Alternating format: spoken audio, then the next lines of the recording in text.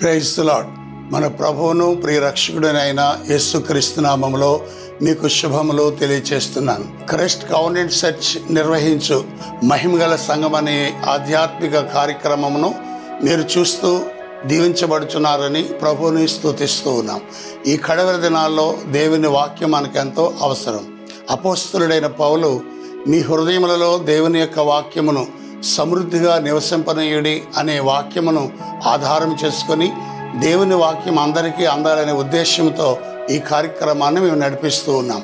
అంత మాత్రమే కాకుండా నేను పాపము చేయకూడనట్లు నా హృదయంలో నీ వాక్యమును ఉంచుకొని ఉన్నాను అని కీర్తనకారుడు చెప్పినట్లుగా ఈ కడవరి దినములలో దేవుని యొక్క వాక్యం మన హృదయంలో ఉంచుకున్నట్టు అది ఎంతో అవసరం. కనుక ఈ వాక్యమును విని హృదయంలో భద్రపరచుకొని ఆ చొప్పున జీవించాలని మనవి చేస్తున్నాం. ఈ సమయంలో దైవదాసులు దేవుని సందేశమును అందించారు. శ్రద్ధగా విని దైవ దీవెనలు పొందేదాం. ప్రభు మిమ్మల్ని దీవించుగాక. ఆమేన్. మన ప్రభువును రక్షకుడైన యేసుక్రీస్తు నామములో మీకు శుభములు తెలియజేస్తూ ఉన్నాను.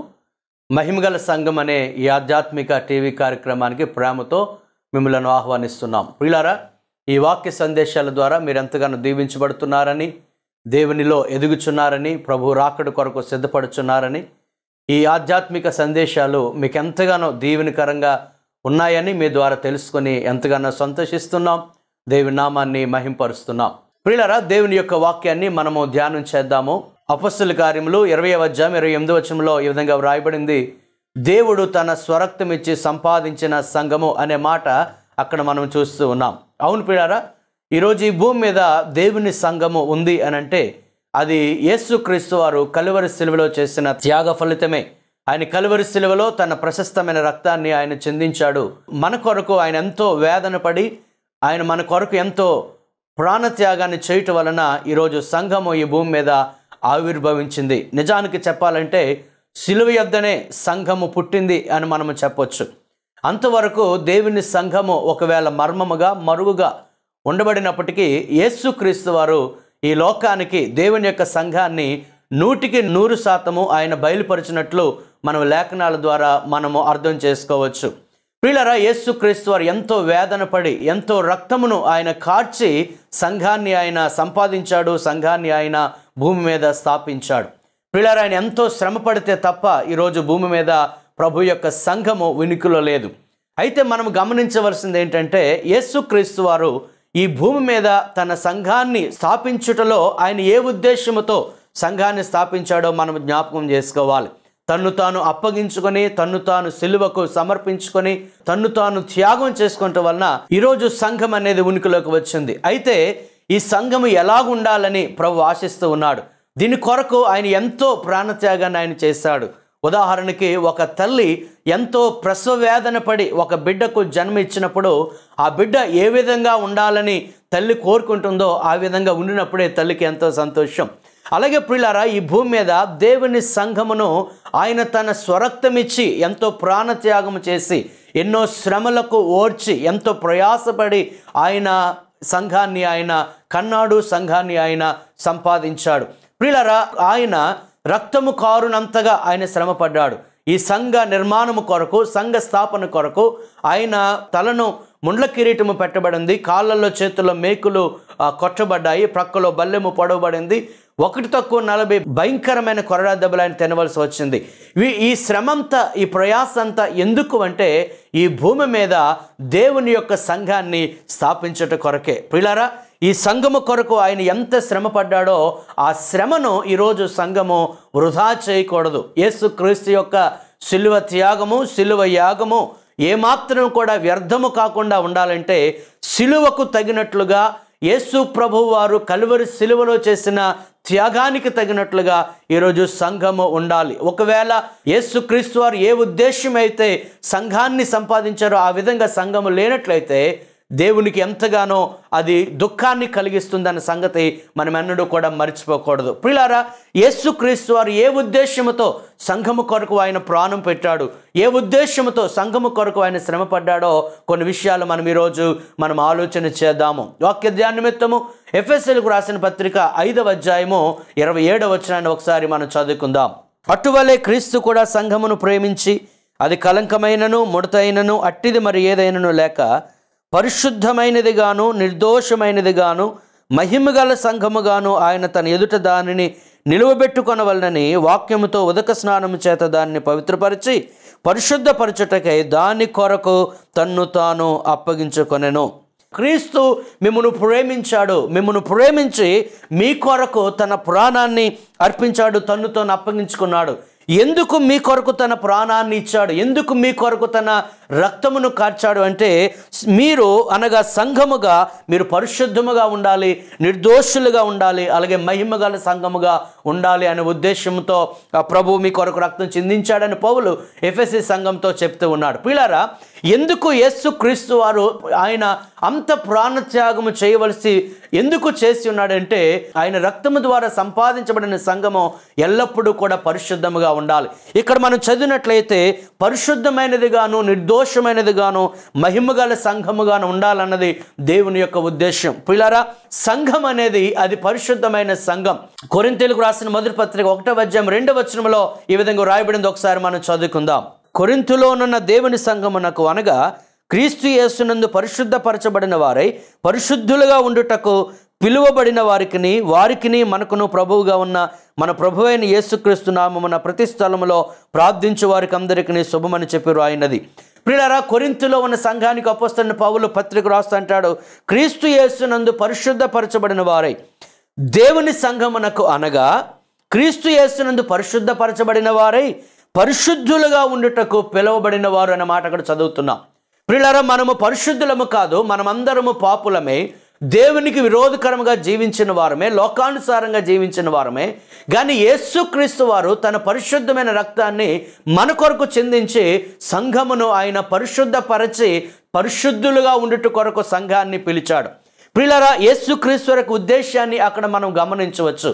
ఈ భూమి మీద ఈ లోకంలో దేవుని యొక్క సంఘము ఎల్లప్పుడూ కూడా పరిశుద్ధమైనదిగా ఉండాలన్నది దేవుని యొక్క ఆలోచన.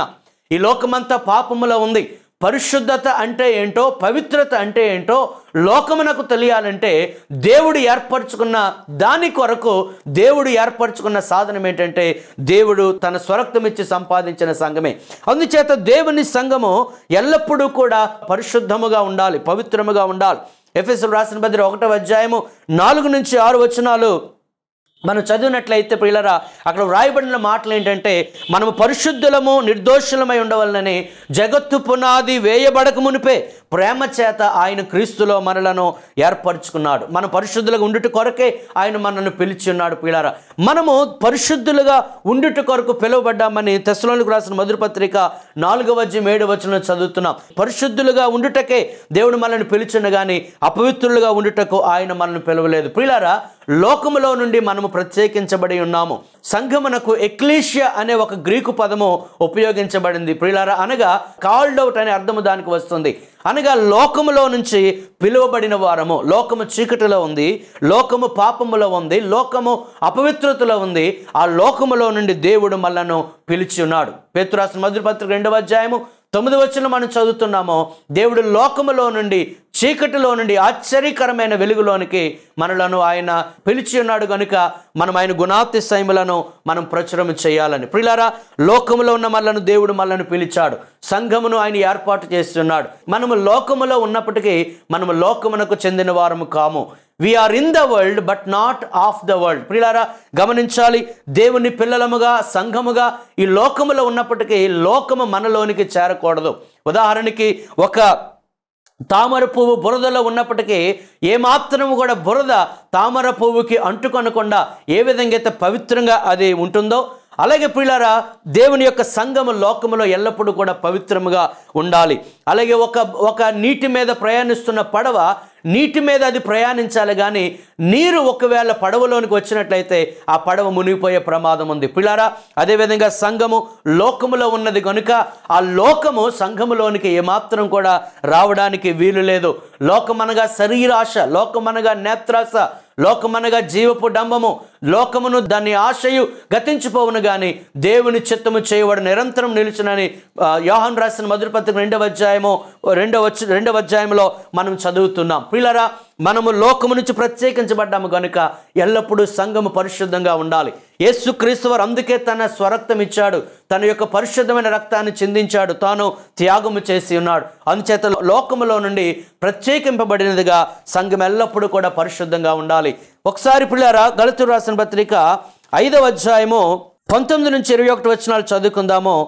శరీర కార్యములు స్పష్టమై ఉన్నవి, అవేవనగా జారత్వము, అపవిత్రత, కాముకత్వము, విగ్రహారాధన, అభిచారము, ద్వేషములు, కలహములు, మత్సరములు, క్రోధములు, కక్షలు, భేదములు, విమతములు, అసూయలు, మత్తతులు, అల్లరితో కూడిన ఆటపాటలు మొదలైనవి. ప్రియులారా, దేవుని యొక్క సంఘము ఎల్లప్పుడూ కూడా పరిశుద్ధముగానే ఉండాలి కానీ దేవుని సంఘము శరీర కార్యములను నెరవేర్చేదిగా ఉండకూడదు. ఇక్కడ అనేకమైన మాటలు మనం చూస్తూ ఉన్నాం.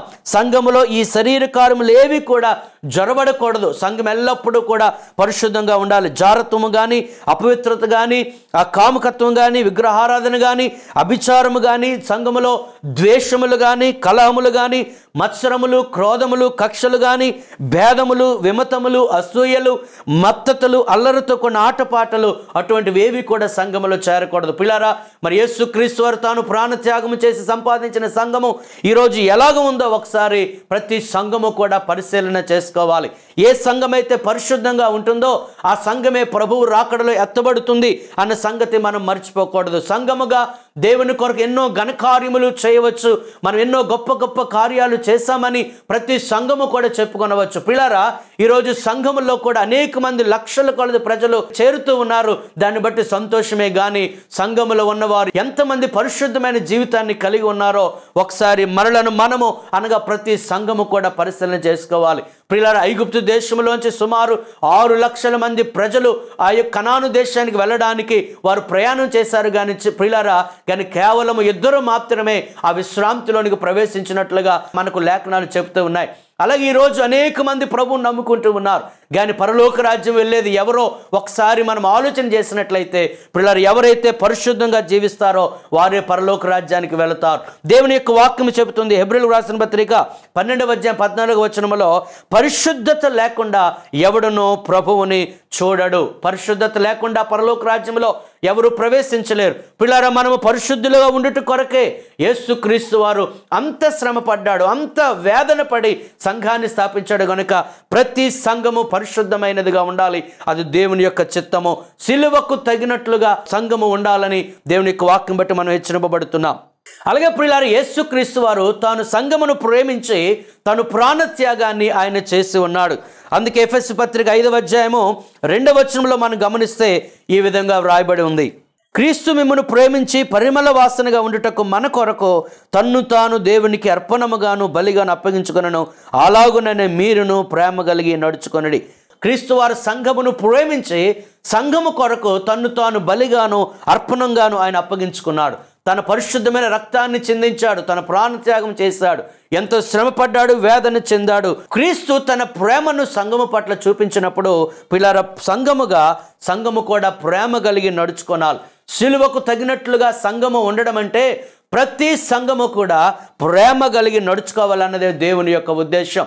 అందుకే ప్రేమ అంటే ఏంటో దేవుడు కల్వరి సిలువలో ఆయన చూపించాడు. పిల్లారా, రోమిలకు రాసిన పత్రిక 5వ అధ్యాయం 5 నుంచి 10 వచనాలు మనం గమనించినట్లయితే దేవుడు తన యొక్క ప్రేమను పరిశుద్ధాత్మ ద్వారా మన ఎడల ఆయన వెల్లడిపరిచాడు. పరిశుద్ధాత్మ ద్వారా దేవుడు తన ప్రేమను కుమ్మరించాడు. మనం ఇంకొను బలహీనులమై ఉండగా, మనం ఇంకొను పాపులమై ఉండగా, మనము భక్తిహీనులమై ఉండగా, దేవునికి శత్రులమై ఉండగా దేవుడు మనల్ని ప్రేమించి తన ప్రేమను తన ప్రాణ త్యాగము ద్వారా ఆయన వ్యక్తపరిచాడు. మరి ఈరోజు సంఘము ఎలాగుండాలని దేవుడు కోరుకుంటున్నాడంటే సంఘము ఒక ప్రేమ సమాజముగా ఉండాలి. ప్రతి సంఘము కూడా మొదటిగా పరిశుద్ధముగా ఉండాలి. ప్రతి సంఘము కూడా ప్రేమ కలిగి ఉండాలి. ఏ సంఘములో అయితే పరిశుద్ధత ఉంటుందో, ఏ సంఘములో అయితే ప్రేమ ఉంటుందో ఆ సంఘము క్రీస్తు రాకడలో ఎత్తబడుతూ ఉంది. ప్రకటన గ్రంథము 2వ అధ్యాయంలో చదివినట్లయితే ఎఫెసు సంఘం గురించి చెప్తూ ఉన్నాడు, ఇదిగో నీవు మొదట నీకుండిన ప్రేమను నీవు వదిలితవని, నీ మీద తప్పు ఒకటి మోపవలసి ఉన్నదని అక్కడ మనం చదువుతున్నాం. పిల్లలు, ఎఫెసు సంఘము దేవుని ఎడల ప్రేమ నుంచి అది వేరైపోయి మొదటి ప్రేమను అది కోల్పోయింది. పిల్లారా, ఈరోజు సంఘములలో ప్రేమకు బదులు చాలా సంఘములలో కక్షలు, క్రోధములు, విమతములు, భేదములు చోటు చేసుకుంటూ ఉన్నాయి. అలాగ ఉండడానికి యేసుక్రీస్తు వారు తన పరిశుద్ధమైన రక్తాన్ని కల్వరి శిలువలో చిందించలేదు. ఆయన ఎంతో వేదన పడి సంఘాన్ని ఆయన స్థాపించినప్పుడు పిల్లారా, ఆ సంఘములో తప్పనిసరిగా ప్రేమ ఉండాలి. యేసుక్రీస్తు వారు ఈ యొక్క శిష్యులకు చెప్తా అంటాడు, ఇదిగో మీకు ఒక క్రొత్త ఆజ్ఞ ఇచ్చుచున్నాను. ఆ ఆజ్ఞ ఏంటంటే, నేను మిమ్మును ప్రేమించినట్లు మీరు ఒకరినొకరు ప్రేమించాలి. ఎప్పుడైతే మీరు ఒకరినొకరు ప్రేమిస్తారో అప్పుడు మీరు నాకు శిష్యులు అని ప్రజలందరూ కూడా తెలుసుకుంటారని ప్రభువు చెప్పి ఉన్నాడు. ఇది యోహాను సువార్త 13వ అధ్యాయము 34-35 వచనాల్లో మనం చూస్తూ ఉన్నాం. ప్రియులారా, మనం యేసుక్రీస్తు శిష్యులమని, ఈ సంఘము యేసుక్రీస్తుకు చెందినదని లోకములో ఉన్న ప్రజలందరూ ఎలాగో తెలుసుకుంటారంటే, సంఘము ఒక ప్రేమ సమాజముగా ప్రేమ కలిగి లోకములో జీవించినప్పుడు. ప్రియులారా, ప్రజలు ఏ ఒక్కరు కూడా దేవుని చూడలేదు. మరి దేవుడు ఎలాగుంటాడో తెలియాలంటే, దేవుని పిల్లలమైన మనము ఒకరి ఎడల ఒకరు ప్రేమను చూపించినప్పుడు, ఇదిగో వీరు నమ్మిన దేవుడు ప్రేమ కలిగిన దేవుడు కనుక ఆయన ప్రేమే ఉన్నాడు అని ప్రజలందరూ కూడా తెలుసుకుంటారు. పిల్లారా, అందుకే యోహాను రాసిన మొదటి పత్రిక 4వ అధ్యాయంలో మనం గమనించినట్లయితే, ఏ ఒక్కరూ కూడా దేవుని ఎన్నడూ చూడలేదు, కానీ మనం ఒకరినొకరు ప్రేమించుకున్నట్టు వలన దేవుని ప్రేమ ప్రజలకు అర్థమవుతుందని అక్కడ మనం చదువుతున్నాం. ప్రియులారా, యోహాను రాసిన మొదటి పత్రిక 4వ అధ్యాయము 19-21 వచనాలు మనం గమనించినట్లయితే ఈ విధంగా రాయబడింది, ఆయనే మొదట మనల్ని ప్రేమించిన గనుక మనము ప్రేమించుచున్నాము. ఎవడైనాను నేను దేవుణ్ణి ప్రేమించుచున్నానని చెప్పి తన సహోదరుని ద్వేషించిన యెడల అతడు అబద్ధికుడగును. తాను చూచిన తన సహోదరుని ప్రేమింపనివాడు తాను చూడని దేవుని ప్రేమింపలేడు. దేవుని ప్రేమించువాడు తన సహోదరుని కూడా ప్రేమింపవలనను ఆజ్ఞను మనం ఆయన వలన పొంది ఉన్నాం. ప్రియులారా, చాలాసార్లు నేను దేవుణ్ణి ప్రేమిస్తున్నాను అని మనం చెప్తూ ఉంటాం, కానీ మన ఎదురుగా ఉన్న సహోదరుని మనము ప్రేమించలేం. నేను దేవుణ్ణి ప్రేమిస్తున్నాను అని మనం చెప్తూ ఉంటాం, కానీ మన సంఘములో ఎవరైనా రోగిగా ఉంటే, మన సంఘములో ఎవరైనా బలహీనముగా ఉంటే, మన సంఘములో ఎవరైనా ఇబ్బందులు ఉంటే వారిని పరామర్శించే వారు ఎంతమంది ఉన్నారు. ప్రియులారా, ఈరోజు సంఘములో దేవుని ప్రేమ ఉండాలని ప్రభువు కోరుకుంటూ ఉన్నాడు. ఆది సంఘాన్ని మనం గమనించినట్లయితే, ఆది సంఘములో ప్రతి ఒక్కరూ కూడా ప్రేమ కలిగి జీవించేవారు. అపొస్తలుల 2వ అధ్యాయము 44-45 వచనాలు గమనించినట్లయితే, వారి యొక్క ఆస్తి అంతయు కూడా, వారి చర స్థిరాస్తులను అమ్మి వారందరూ కూడా సమిష్టిగా ఉంచుకునేవారని, వారు వారి అక్కర కొలది వారు పంచిపెట్టారని అక్కడ మనం చదువుతున్నాం. ప్రియులారా, ఈరోజు సంఘములలో ఇటువంటి ప్రేమ ఉంటుందా? రోమిలకు రాసిన పత్రిక 12వ అధ్యాయంలో 15-16 వచనాలు చదువుతున్నాము. మీరు సంతోషించే వారితో సంతోషించండి, మీరు ఏడ్చు వారితో మీరు దుఃఖించండి అనే మాట అక్కడ మనం చూస్తున్నాం. ప్రియులారా, సంతోషించే వారితో సంతోషించడము, ఏడ్చు వారితో ఏడవడం అనేది మన ప్రేమను వారి ఎడల వ్యక్తపరచడమే. ఈరోజు సంఘములలో ఆత్మీయమైన పలకరింపులు ఉంటున్నాయా? చాలా మంది ఈరోజు సంఘమునకు ఒక షాపింగ్ మాల్కి వెళ్ళినట్లు వెళ్ళి వస్తూ ఉన్నారు. ఏదో సంఘానికి వెళుతూ ఉన్నారు, కొన్ని పాటలు పాడుతూ ఉన్నారు, ఆరాధన చేస్తూ ఉన్నారు, దైవజనులు చెప్పిన వాక్యాన్ని వింటూ ఉన్నారు, ఏదో వారికి తోచిన ప్రేరేపించిన కానుక సమర్పించుకొని మరలా ఎవరింటికి వారు వెళ్ళిపోతూ ఉన్నారు. ఈ వారం మధ్యలో ఒకరికి మధ్య సంబంధములు కొన్ని సంఘములలో ఉండటం లేదు. పిల్లలు చాలా మందికి దేవునితో మంచి సంబంధం ఉంది అని అనుకుంటూనే సంఘములో ఉన్న తోటి విశ్వాసులతో, తోటి సంఘ కాపరితో వారికి సరి అయిన సంబంధములు లేనట్లుగా ఈరోజు మనం గమనిస్తున్నాం. ప్రియులారా, అందుకొరకు యేసుక్రీస్తు వారు కల్వరి శిలువలో తన రక్తాన్ని చిందించలేదు. దేవుడు తన ప్రేమను వెల్లడిపరిచున్నాడు కనుక మనము కూడా ఇతరుల ఎడల ప్రేమను వెల్లడిపరచాలి. ఇది సంఘం అనగా ప్రేమ సమాజం. ఒకరికొకరు ఆదరించుకొనుట, ఒకరితో ఒకరు మనస్సు కలిగి ఉండుట, ఒకరికొరకు ఒకరు ప్రార్థించుట, ఒకరి భారమును ఒకరు భరించుట, ఒకరికంటే ఒకరు యోగ్యునిగా ఎంచుట, ఇవన్నీ కూడా పిల్లరా దేవుని ప్రేమ సమాజంలో ఉండవలసిన విషయాలు. మరి ఈరోజు ఏ ఉద్దేశంతో అయితే సంఘము కొరకు ఆయన రక్తం చిందించాడో, మరి ఆ ప్రేమ అనే ఉద్దేశము ఈరోజు సంఘములో నెరవేర్చబడుతుందా? ఒకసారి మనము ఆలోచన చేయాలి ప్రియులారా. అలాగే యేసుక్రీస్తు వారు ఎందుకు తన పరిశుద్ధమైన రక్తాన్ని ఆయన చిందించి సంఘాన్ని సంపాదించాడంటే, సంఘము ఐక్యముగా ఉండాలి అని. ఎఫెసీయులకు రాసిన పత్రిక 2వ అధ్యాయము 13-16 వచనాలు ఒకసారి మనం చదువుకుందాం. అయినను మునుపు దూరస్తులైన మీరు ఇప్పుడు క్రీస్తు యేసునందు క్రీస్తు రక్తము వలన సమీపస్తులై ఉన్నారు. ఆయన మన సమాధానమై ఉండి మీకును మాకును ఉండిన ద్వేషమును అనగా విద్రూపకమైన ఆజ్ఞలు గల ధర్మశాస్త్రమును తన శరీరమందు కొట్టివేటు చేత మధ్య గోడను పడగొట్టి మన ఉభయులను ఏకము చేశాను. ఇట్లు సంధి చేయొచ్చు ఈ ఇద్దరిని తన యందు ఒక్క నూతన పురుషునిగా సృష్టించి తన శిలువ వలన ఆ ద్వేషమును సంహరించి దాని ద్వారా వీరిద్దరిని ఏక శరీరముగా చేసి దేవునితో సమాధానపరచవలనని ఇలాగు చేసిన కనుక ఆయనయే మనకు సమాధానకారకుడై ఉన్నాడు. ప్రియులారా, ప్రతి సంఘములో కూడా ఏక మనస్సు అనేది, ఐక్యత అనేది ఉండాలని ప్రభు యొక్క ఆలోచన. అందుకే పరజనులుగా ఉన్నవారిని, యూదులుగా ఉన్నవారిని శిలువ వలన, క్రీస్తు రక్తము వలన ఆయన ఏకము చేసి ఒకే కుటుంబముగా అనగా దేవుని సంఘముగా ఆయన ఏర్పాటు చేశాడు. ప్రియులారా, సంఘములో ఎటువంటి భేదములు ఉండకుండా సంఘమంతా ఏక మనస్సు కలిగి ఉండాలని, సమాధానమును బంధము చేత కలిగిన ఐక్యతను కాపాడుకోవాలని దేవుని యొక్క వాక్యం చేత మనం ఈరోజు హెచ్చరించబడుతూ ఉన్నాం. ప్రియులారా, యేసుక్రీస్తు వారు కూడా యోహాను సువార్త 17వ అధ్యాయము 21, 22 వచనాల్లో ఈ విధంగా ఆయన ప్రార్థన చేసినట్లు మనం గమనిస్తూ ఉన్నాము.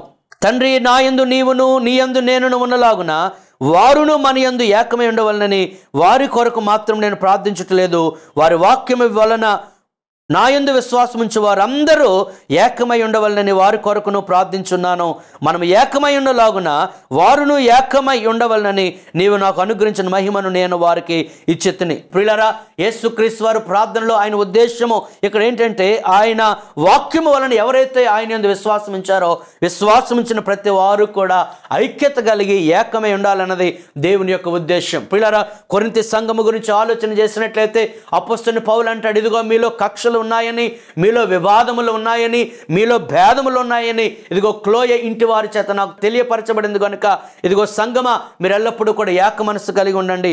ఏక మనస్సు, ఏక తాత్పర్యము, ఏక భావము, ఐక్యత కలిగి ఉండండి అని కొరింథీ సంఘానికి అపోస్తలుడైన పౌలు హెచ్చరించాడు. ఆ కొరింథీ సంఘములో మనం గమనించినట్లయితే ప్రియులారా, వారు కొంతమంది నేను పౌలు వాడినని, కొంతమంది ఏమో నేను అపోల్లో వాడినని, వారు వేరు వేరు వ్యక్తులను ఏర్పరచుకొని ఆ సంఘములో డివిజన్స్ ఉంటున్నట్టు మనం గమనిస్తున్నాం. ఆ సంఘములో విభేదములు ఉంటున్నట్లు గమనిస్తున్నాం. ఈరోజు కూడా సంఘములలో ప్రియులారా రకరకముల భేదములు కనబడుతూ ఉన్నాయి. మనుషులను బట్టి వేరైపోతూ ఉన్నారు. కొన్ని సంఘములు డినామినేషన్స్ బట్టి వేరుగా ఉంటున్నాయి. ఒక డినామినేషన్కు చెందిన వ్యక్తి మరొక డినామినేషన్కు చెందిన వ్యక్తితో సరియైన సంబంధం లేకపోతే, ప్రేమ కలిగి నడుచుకోకపోతే ప్రియులారా, అందుకొరకు యేసుక్రీస్తు వారు తన ప్రశస్తమైన రక్తాన్ని చిందించలేదని మనం అర్థం చేసుకోవాలి. ప్రియులారా, యేసుక్రీస్తు వారు రక్తమును, తన సొంత రక్తమును, తన యొక్క పరిశుద్ధమైన రక్తమును ఎందుకు అని చిందించాడంటే, సంఘములన్నీ, సంఘమంతా ఐక్యత కలిగి ఉండాలని. ఫిలిప్పీ సంఘాన్ని మనం గమనించినట్లయితే ఫిలిప్పీ సంఘము పౌలు గారి యొక్క సువార్త పనులు ఎంతో సహకరించింది. ఫిలిప్పీ సంఘాన్ని పౌలు గారు ఎంతగానో మెచ్చుకుంటూ ఉన్నారు, అభినందిస్తూ ఉన్నారు. అలాగే పౌలు గారి యొక్క పరిచర్లో వారు తోడుగా ఉండడం మాత్రమే కాదు, పౌలు గారికి వారు ఎంతో సహకారమును అందించారు. పౌలు గారి యొక్క అవసరతలలో వారు పాల్పొంపులు పొందారు. అందుకే పౌలు వారితో చెప్తూ ఉన్నాడు, ఇదిగో క్రీస్తు ఐశ్వర్యం చొప్పున మీ యొక్క ప్రతి అవసరతను దేవుడు తీరుస్తాడని. ప్రియులారా, ఫిలిప్పీ సంఘములో ఇంత మంచి విషయాలు ఉన్నప్పటికీ ఆ సంఘములో ఇద్దరు స్త్రీలు, యువదీయ సుంటికేను అనే ఇద్దరు స్త్రీల మధ్య విభేదం వచ్చినప్పుడు పౌలు గారు చెప్తున్నాడు, ముందు వారిద్దరూ సమాధాన పరచబడాలి. సంఘమనగా విడిపోవడము కాదు, సంఘమనగా అనైక్యత కాదు, సంఘమనగా ఏక శరీరం అని అపోస్తలుడైన పౌలు ద్వారా ఆ సంఘము హెచ్చరించబడింది. పిల్లల ఐక్యతను, సంఘములో ఉన్న ఐక్యతను పాడు చేసే కొన్ని విషయాలు ఉన్నాయి. అందులో గర్వము, అపార్థములు చేసుకొనుట, అభద్రతా భావము, అలాగే స్వార్థము, అసూయ, ఇటువంటి లక్షణాలు ఎక్కడైతే ఉంటాయో ఆ సంఘములో అనేకమైన విభేదాలు కలుగుతాయి. పిల్లారా, మనము విభేదములతో ఉండుట కొరకు యేసుక్రీస్తు వారు తన పరిశుద్ధమైన రక్తాన్ని చిందించలేదు, కానీ సంఘమంతా ఏక శరీరముగా ఉండి, ఏకాత్మ కలిగి, ఏక మనస్సు కలిగి, ఏక తాత్పర్యము కలిగి ఉండాలని యేసుక్రీస్తు వారు కల్వరి శిలువలో ఆయన తన రక్తాన్ని చిందించాడు. పిల్లారు, ఇంకా సంఘము ఎలాగుండాలని ఆయన కోరుకుంటూ ఉన్నాడంటే, సంఘము సిలువను గూర్చిన వార్తను ప్రకటించే సంఘముగా ఉండాలి. అందుకే అపోస్తలుడైన పౌలు అంటాడు, సిలువను గూర్చిన వార్త నశించుచున్న వారికి వెరితనము గాని రక్షించబడుచున్న మనకు అది దేవుని శక్తి అంటాడు. సంఘము సిలువను గూర్చిన వార్తను ప్రజలకు ప్రకటించాలి. అపోస్తలుడైన పౌలు అంటాడు, ఇదిగో మేము సిలువ వేయబడిన క్రీస్తును ప్రకటిస్తూ ఉన్నాం. పిల్లారా, సంఘము కేవలము అద్భుతములు చేసే యేసయ్యను, స్వస్థతలు చేసే యేసయ్యను, ఆశీర్వాదములు అనుగ్రహించే యేసయ్యను మాత్రమే కాదు, కానీ సిలువ వేయబడిన క్రీస్తును ఈ లోకానికి పరిచయం చేయాలి. ఎందుకంటే సిలువ ద్వారానే మానవాళికి పాప క్షమాపణ, సిలువ ద్వారా మానవాళికి నిత్య జీవం, అందుకే మన యొక్క సువార్త ప్రకటనలో సిలువను గురించి తప్పనిసరిగా చెప్పాలి. కానీ ఈరోజు సువార్త ప్రకటనలో ఎంతమంది సిలువను గురించి సాక్ష్యమిస్తున్నారో ఒకసారి మనము పరిశీలన చేసుకోవాలి. పిల్లరా, మనం ఎన్ని చెప్పినా సిలువను గురించి, ఆయన మరణమును గురించి, ఆయన త్యాగం గురించి చెప్పకపోతే ఒక పాపిలో ఏమాత్రము కూడా రక్షణ కార్యము జరగదనే సంగతి మనం జ్ఞాపకం చేసుకోవాలి. ఇంకా ఆఖరిగా సంఘము ఎలా ఉండాలని ప్రభువు కోరుకుంటున్నాడంటే ఫిలిప్పీయులకు రాసిన పత్రిక 1వ అధ్యాయము 30వ వచనాన్ని మనం చదువుకుందాం. క్రీస్తునందు విశ్వాసం ఉంచుట మాత్రమే గాక ఆయన పక్షమున శ్రమపడుటయు ఆయన పక్షమున మీకు అనుగ్రహింపబడెను. అపోస్తలుల కార్యములు 14వ అధ్యాయం 22వ వచనంలో కూడా మరొక మాట ఉంది, అది కూడా చదువుకుందాం. శిష్యుల మనసులను దృఢపరిచి విశ్వాసమందు నిలుకుడుగా ఉండవలననియు అనేక శ్రమలను అనుభవించి మనం దేవుని రాజ్యంలో ప్రవేశింపవలననియు వారిని హెచ్చరించిరి. పిల్లారా, పౌలు, బర్నబాలు లుస్త్రకు, ఇకునయ, అంత్యొక్క పట్టణాల్లో ఉన్న సంఘాలకు వచ్చి ఆ సంఘాలను హెచ్చరిస్తున్నారు. ఏంటంటే, ఇదిగో మీరు దృఢంగా ఉండండి, విశ్వాసమందు నిలకడగా ఉండండి, మీరు అనేక శ్రమలు అనుభవించి మీరు దేవుని రాజ్యంలోనికి ప్రవేశించాలని. ప్రియారా, సంఘము ప్రభువు యొక్క ఆశీర్వాదములు అనుభవించడం మాత్రమే కాదు, సంఘము క్రీస్తు కొరకు శ్రమలను కూడా అనుభవించాలి. ప్రియులారా, ఈరోజు అనేకమైన ఆశీర్వాదముల గురించి మాత్రమే మనము అనేకమైన బాధలు మనం వింటున్నాం. కానీ సంఘము క్రీస్తు కొరకు శ్రమ పడాలి, సంఘము క్రీస్తు కొరకు త్యాగం చేయాలి, సంఘము క్రీస్తు కొరకు గొప్ప కార్యాలు చేయాలనే సంగతి మనం గమనించవలసిన వారు వింటున్నాం. ప్రియులారా, యేసుక్రీస్తు వారు సంఘము కొరకు ఎంతో శ్రమ పడ్డాడు. అపోస్తలుడైన పౌలు సంఘము కొరకు ఎంతో శ్రమ పడ్డాడు. ఇంకా మిగతా అపోస్తలులైన వారు సంఘము కొరకు ఎంతో ప్రయాసపడినట్లుగా మనం లేఖనాల్లో మనం చదువుతున్నాం. మరి సంఘముగా క్రీస్తు కొరకు మనం ప్రయాసపడుతున్నామా? ప్రియులారా, సంఘముగా క్రీస్తు కొరకు మనం ప్రయాసపడాలని, శ్రమ పడాలని దేవుడు ఆశిస్తూ ఉన్నాడు. కేవలము ఆయన ఆశీర్వాదాలు అనుభవించడం మాత్రమే కాదు, ప్రభువు కొరకు, ప్రభు సంఘము కొరకు మనం శ్రమ పడాలని ప్రభువు ఆశిస్తూ ఉన్నాడు. ప్రియులారా, యేసుక్రీస్తు వారు ఎందుకు తన ప్రశస్తమైన రక్తాన్ని కలువరి శిలువలో చిందించి ఆయన ప్రాణత్యాగం చేశాడంటే, 1, సంఘము పరిశుద్ధముగా ఉండాలని, 2, సంఘము ప్రేమ కలిగి ఉండాలని, 3, సంఘములో ఐక్యత, సమాధానం ఉండాలని, 4వది సంఘము సిలువను గూర్చిన వార్తను ప్రకటించాలని, 5వదిగా సంఘము క్రీస్తు కొరకు శ్రమ పడాలని. ఆ రీతిగా మన సంఘములను మనం కట్టుకుందాం. యేసుక్రీస్తు మరలా 2వసారి వచ్చినప్పుడు మన సంఘము ఎత్తబడే సంఘముగా ఉండాలి, మహిమగల సంఘముగా ఉండాలి. అది దేవుని ఆశ. దేవుని ఆశను మనం తీర్చుదాం. అటువంటి కృప దేవుడు మనకు అనుగ్రహించునుగాక. Amen. Our address: Christ Covenant Church, plot number 15, Kalighat Colony, near Voda Colony Phase 1, Vijayanagaram 535003, Andhra Pradesh. Another address: Christ Covenant Church, behind Miseva, Ring Road, Vijayanagaram 535002, Andhra Pradesh. Our cell number 9441969 118. God bless you and your family.